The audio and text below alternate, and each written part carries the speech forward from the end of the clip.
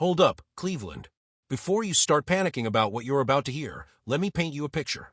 Picture this. It's Sunday night, you're still buzzing from that heart-stopping performance against Cincinnati, and then boom, news drops that changes everything about how we're walking into Baltimore.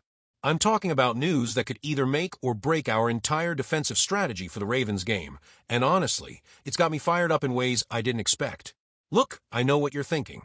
Another injury report, another setback, another reason to worry about this team we love so much it literally hurts sometimes. But here's the thing. What I'm about to tell you isn't just about who's in and who's out. It's about something much bigger.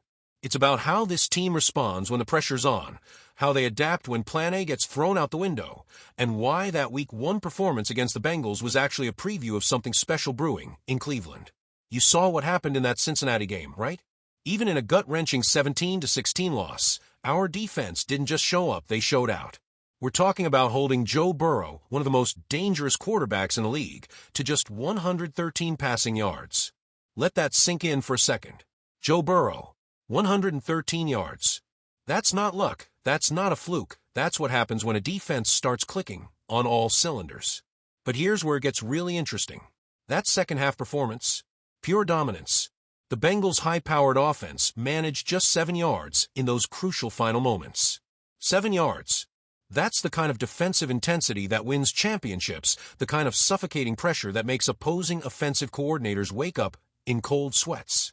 And the crazy part? We did it with guys who are still figuring out this system, still building chemistry, still scratching the surface of their potential. Now, fast forward to this week, and we've got Baltimore circled on the calendar. The Ravens. Lamar Jackson. That punishing ground game that can turn any defense into Swiss cheese if you're not ready. And here's where the plot thickens. We're going to have to face them without one of our most promising young pieces. Mike Hall Jr. won't be suiting up this Sunday.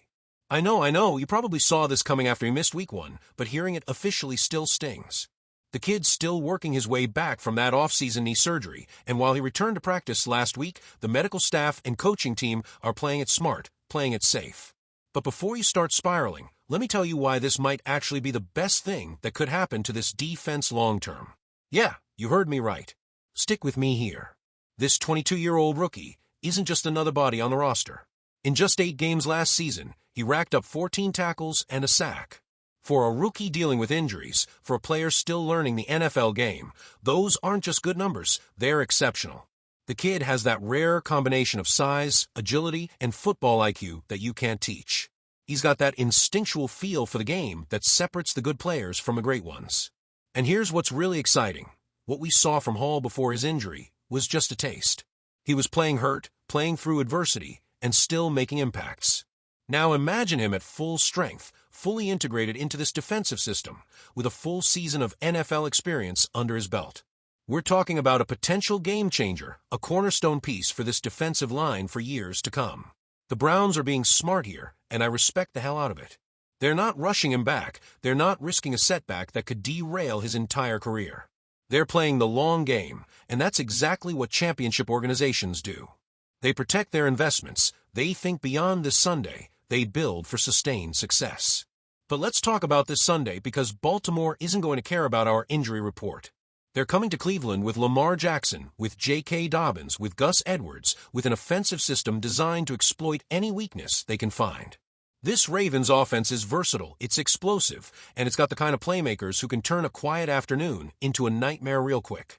Here's what I love about this situation, though. It's going to force our defense to dig deeper, to find new ways to generate pressure, to prove that we're not just a collection of individual talents, but a cohesive unit that can adapt and overcome. The guys who step up in Hall's absence, they're going to have to prove they belong on this stage. And let's be real about something. Our defensive line is already pretty damn formidable. When this unit is healthy and firing on all cylinders, they've got the ability to collapse pockets, create chaos, and completely neutralize rushing attacks.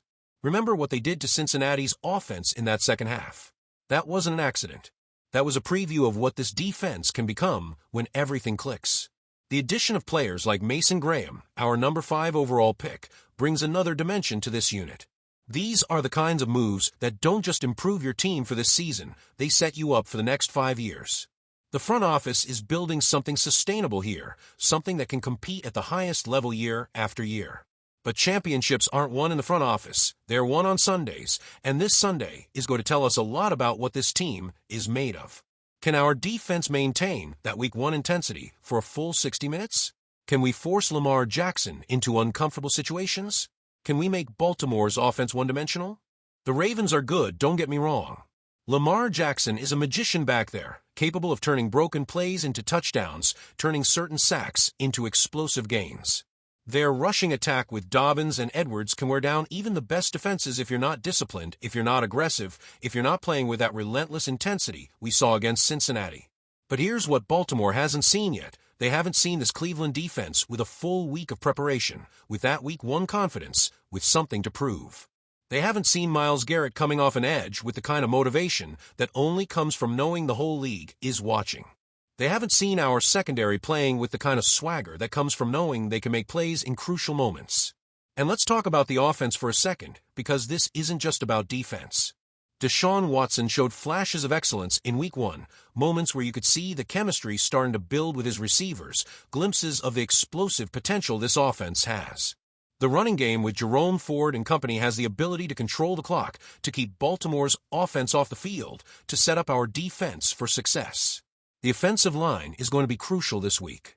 They need to give Watson time to find his rhythm. They need to create running lanes. They need to establish that physical presence that lets Baltimore know they're in for a fight. Against a Ravens defense that's going to be bringing pressure from every angle, protection and execution are going to be everything. This is what makes the AFC North so special, so brutal, so absolutely electric. Every game matters. Every play matters. Cincinnati, Baltimore, Pittsburgh, they're all legitimate contenders. They're all capable of making deep playoff runs, and they're all going to bring their absolute best when they step into Cleveland. But here's what separates good teams from great teams. It's not how you play when everything's going perfect. It's how you respond when adversity hits. How do you adapt when your game plan gets disrupted? How do you perform when key players are unavailable? How do you find ways to win when the odds are stacked against you? This Browns defense is about to answer all those questions. They're about to show us whether that Week 1 performance was a fluke or a foundation. They're about to prove whether they can sustain that intensity, that aggression, that absolute refusal to break that we saw in those crucial moments against Cincinnati. If you're loving this breakdown and want to stay locked in on all the latest Browns analysis, smash that like button right now and subscribe to Browns Breakout. We're building something special here, just like the team we cover, and every single one of you makes this community stronger. The season is just getting started, Cleveland. We've got 15 more games to prove what this team is capable of, 15 more opportunities to show the entire league that we're not just hoping for success, we're demanding it. Mike Hall Jr. will be back, stronger than ever. This defense will continue to grow, continue to develop that killer instinct we saw flashes of in Week 1. And when it all comes together, when this roster reaches its full potential, when this coaching staff has all their pieces healthy and ready to roll, we're going to be watching something special. Something that makes all these early season challenges, all these injury setbacks, all these moments of uncertainty completely worth it. Baltimore better be ready, because Cleveland is coming, and we're not just trying to compete, we're trying to make statement. This Sunday isn't just about winning a game, it's about proving that this franchise, this defense, this entire organization is ready to take that next step toward championship contention.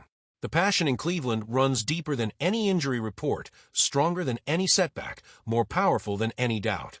We've been building toward this moment for years, and now it's time to show the world what Browns football really looks like when everything's on the line.